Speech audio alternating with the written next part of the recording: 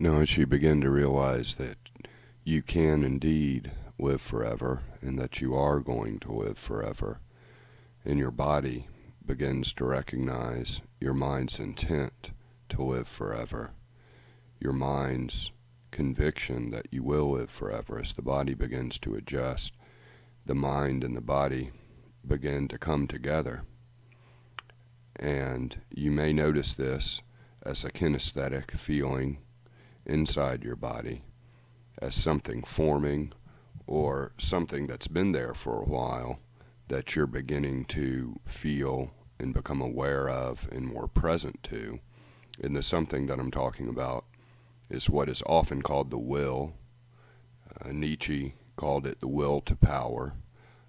Some psychologists might call it a sense of self, a self-equilibrium. But what I'm thinking of is more like a will or an intent, a motivation, and it appears in my own presence as a sense of a line or multiple lines of power and force inside my body. And it comes to have a lot to do with choice in choosing which way to steer this. And I realize that in this sense of my will, I can steer not only the mind and the body to be more unified, because they basically are one and the same.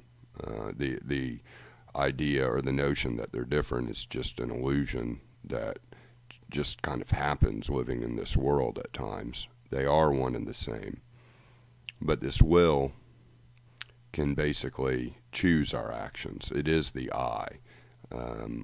Whether it's the lowercase I or the uppercase I, I'm not going to get into all of that. I don't like splitting things up because it's all happening inside the body. Even the higher self that I think a lot of New Age gurus will love to talk about, that's in the body. It's not, some will even go as far to say it's a non-physical reality. I mean, everything is physical.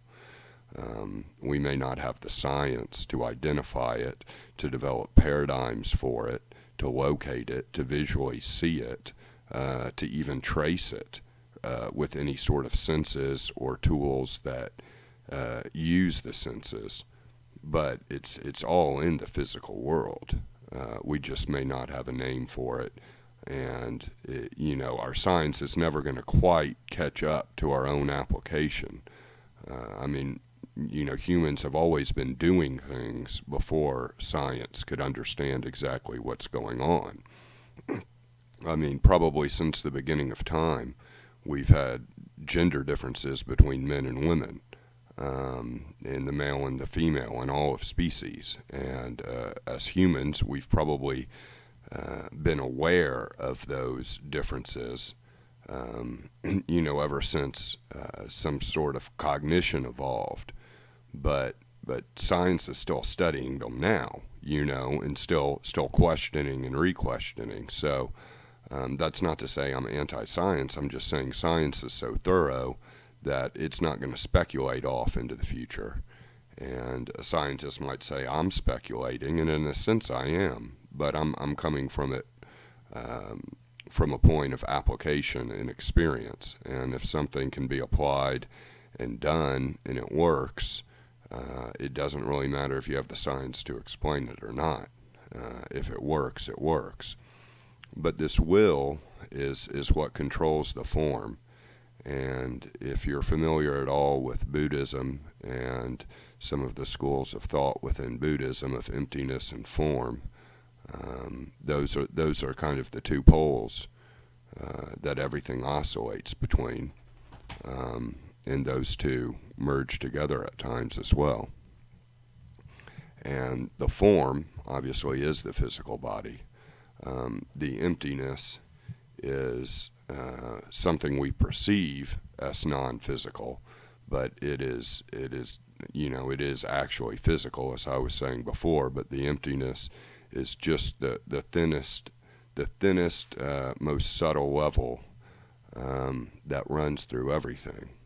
So if we have this will, if we have our responsibility, If we believe we're going to live forever, if we're choosing to live forever, then that indeed is a whole lot of responsibility to take. And I don't think most people want that responsibility.